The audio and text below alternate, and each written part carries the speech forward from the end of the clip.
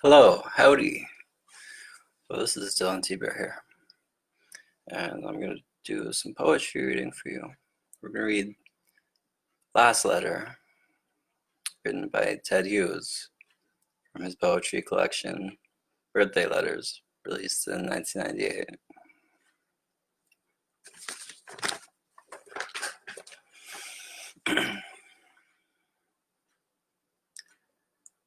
What happened that night? Your final night.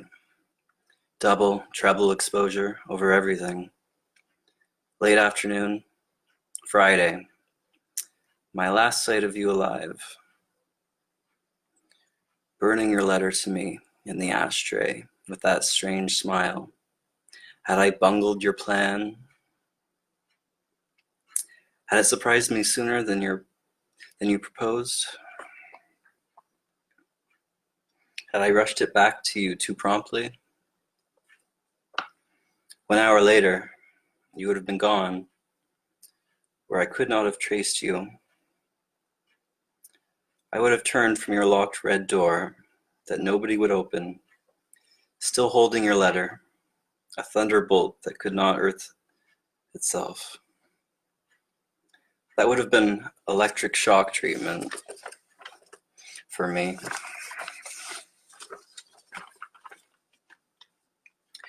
Repeated over and over all weekend, as often as I read it or thought of it. That would have remade my brains and my life. The treatment that you planned needed some time. I cannot imagine how I would have got through that weekend. I cannot imagine. Had you plotted it all? Your note reached me too soon, that same day, Friday afternoon, posted in the morning. The prevalent devils expedited it. That was one more straw of ill luck drawn against you by the post office and added to your load. I moved fast through the snow-blue February London twilight. Wept with relief when you opened the door. A huddle of riddles in solution, precocious tears that failed to interpret to me, failed to divulge their real import.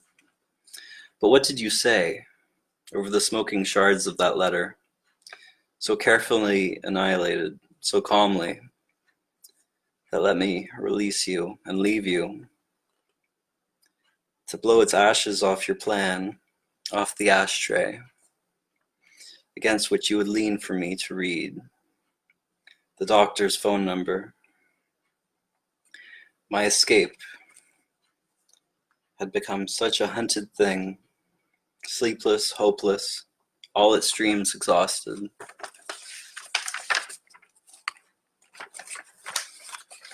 Only wanting to be recaptured, only wanting to drop out of its vacuum. 2 days of dangling nothing, 2 days gratis, 2 days in no calendar, but stolen from no world, beyond actuality, feeling, or name. My love life grabbed it, my numbed love life with its 2 mad needles, embroidering their rows, piercing and tugging at their tapestry, their bloody tattoo. Somewhere behind my navel, treading that morass of emblazoned, 2 mad needles, crisscrossing their stitches, selecting among my nerves for their colors, refashioning me inside my own skin, each refashioning the other with their self-caricatures. They're obsessed, in and out, 2 women, each with her needle. That night, my Della Robbia Susan, I moved with the circumspection of a flame in a fuse.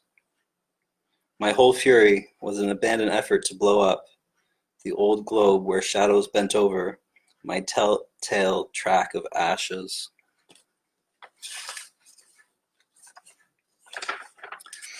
I raced from and from, face backwards, a film reversed.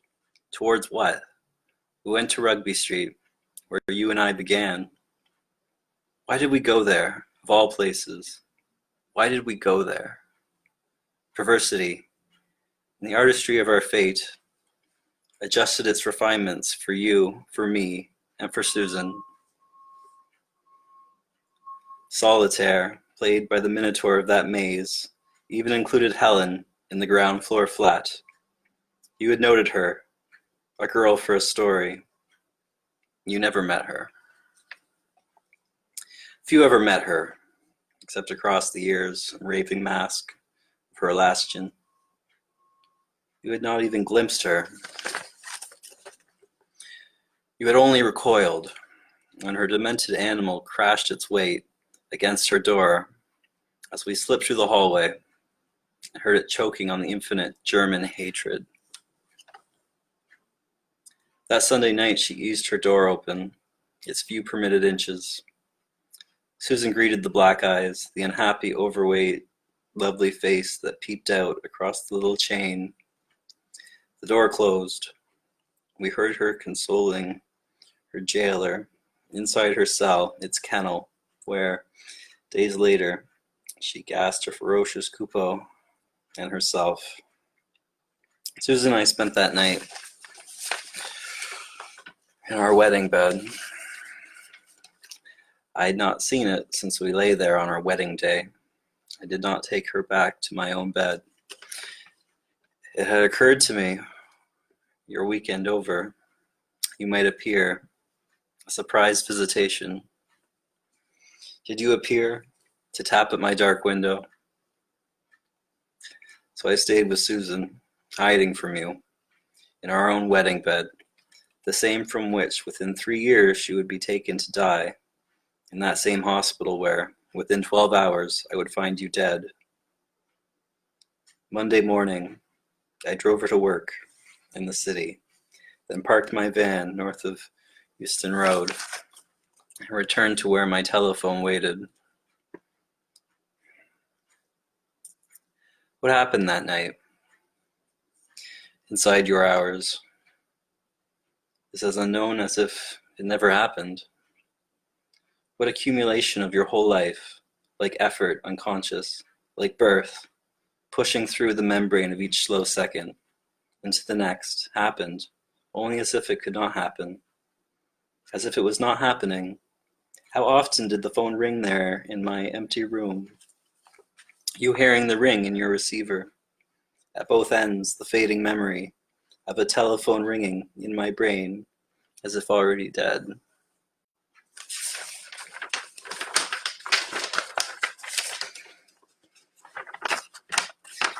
I count how often you walk to the phone booth at the bottom of St. George's Terrace. You are there whenever I look, just turning out of Fitzroy Road, crossing over between the heaped up banks of dirty sugar, and your long black coat, with your plate coiled over the back of your hair. You walk, unable to move or wake, and already nobody walking by the railings under Primrose Hill, towards the phone booth that can never be reached, before midnight, after midnight, again, and near dawn, again.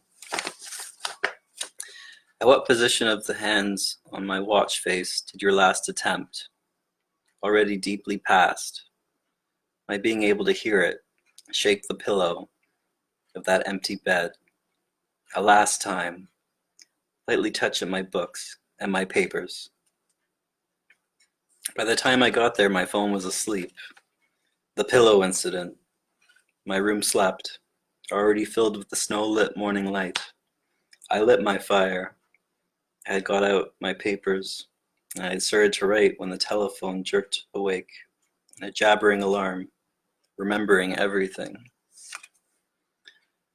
It recovered in my hand, then a voice like a selected weapon or a measured injection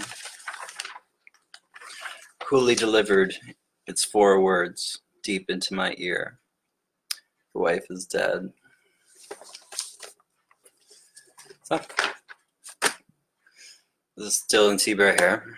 Reading Last Letter, written by Ted Hughes from his collection Birthday Letters, published in 1998.